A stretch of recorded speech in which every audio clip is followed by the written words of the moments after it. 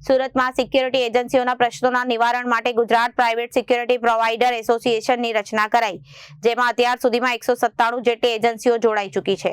આ એસોસિએશન સરકાર અને સંચાલકો વચ્ચે સેતુ બની સિક્યુરિટી કર્મચારીઓના વેલફેર અને હિતનું રક્ષણ કરશે। માર્કેટમાં ચાલતી આરોગ્ય પ્રતિસ્પર્ધા, ભાવ કાપ તથા અન્યના લાયસન્સ પર ગેરકાયદેસર રીતે ચાલતી સિક્યુરિટી એજન્સીઓ સામે નિયંત્રણ લાવવામાં આવશે। આ એસોસિએશન સરકાર અને સંચાલકો વચ્ચે સેતુ બની સિક્યુરિટી કર્મચારીઓના વેલફેર અને હિતોનું સંરક્ષણ કરશે। માર્કેટમાં ચાલતી આરોગ્ય પ્રતિસ્પર્ધા અને ભાવ કાપ તથા અન્ય લાયસન્સ પર ગેરકાયદેસર રીતે ચાલતી સિક્યુરિટી એજન્સીઓ સામે નિયંત્રણ લાવવામાં આવશે। એજન્સીઓના નડતા મુખ્ય પ્રશ્નો જેવા કે પોલીસ વેરિફિકેશન, લાયસન્સ રિન્યુઅલ પ્રક્રિયાને સરળ બનાવવા માટે સમગ્ર સમક્ષ યોગ્ય રજૂઆત કરાશે। દક્ષિણ ગુજરાતમાં સિક્યુરિટી ગાર્ડ્સ માટે સરકારી માન્યતા પ્રાપ્ત ટ્રેનિંગ સેન્ટર ઊભું કરવા અને કેન્દ્ર માટે સરકાર માન્યતા પ્રાપ્ત ટ્રેનિંગ સેન્ટર ઊભું કરવા તથા કેન્દ્ર રાજ્ય સરકારમાં નોંધણી પ્રક્રિયા હાથ ધરાશે।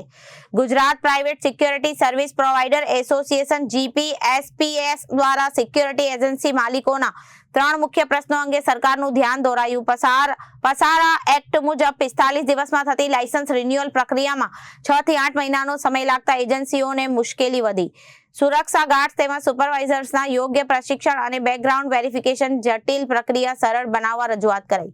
લાયસન્સ વગર ચાલતી શંકાસ્પદ સિક્યુરિટી એજન્સીઓ સામે એસઓજી અને સ્થાનિક પોલીસ સાથે મળીને કડક કાર્યવાહી કરવાની માંગ કરાઈ। ગુનાહિત ઇતિહાસ ધરાવતા વ્યક્તિઓ સિક્યુરિટી ક્ષેત્રમાં ન ઘૂસે તે માટે એસોસિએશન જાતે જ માહિતી એકત્રિત કરી તંત્રને સોંપશે। Gujarat private security service provider એસોસિએશનના ધ્યાને આવેલ છે કે તમામ સિક્યુરિટી એજન્સીના માલિકોને મૂળ 3 સમસ્યાઓનો સામનો કરી રહેલ છે। 3 સમસ્યાઓમાં પ્રાથમિકતા જેને અમે આપી રહેલ છે એક લાયસન્સ રિન્યુઅલ। સરકારના નિયમ પ્રમાણે પસારા એક્ટ પ્રમાણે લાયસન્સ રિન્યુઅલની પ્રક્રિયા 45 દિવસ પૂર્વ થઈ જવી જોઈએ અને 45 દિવસની અંદર અમોએ કરેલ અરજીનું નિરાકરણ હા કે નામાં સરકારે પ્રત્યુત્તર આપવાનું હોય છે, પરંતુ ઘણી વખત કોઈ પણ કારણોસર સરકાર તરફથી 6 8 મહિના સુધી લાયસન્સ રિન્યૂ થઈને નથી આવતા, જેથી એજન્સી માલિકોને ઘણી જ તકલીફો વેઠવાનો સમય આવી ગયેલ છે। બીજી સમસ્યા છે તમારે ટ્રેનિંગ માટે અમે પ્રયાસ કરી રહેલ છીએ અને ત્રીજી મેઇન સમસ્યા જે અમારી છે એ ગાર્ડ જે છે અમારા છે, સિક્યુરિટી સુપરવાઇઝર છે, અમારા એરિયા ઓફિસર છે, એના બેકગ્રાઉન્ડ વેરિફિકેશનની સમસ્યા ઘણી જટિલ છે।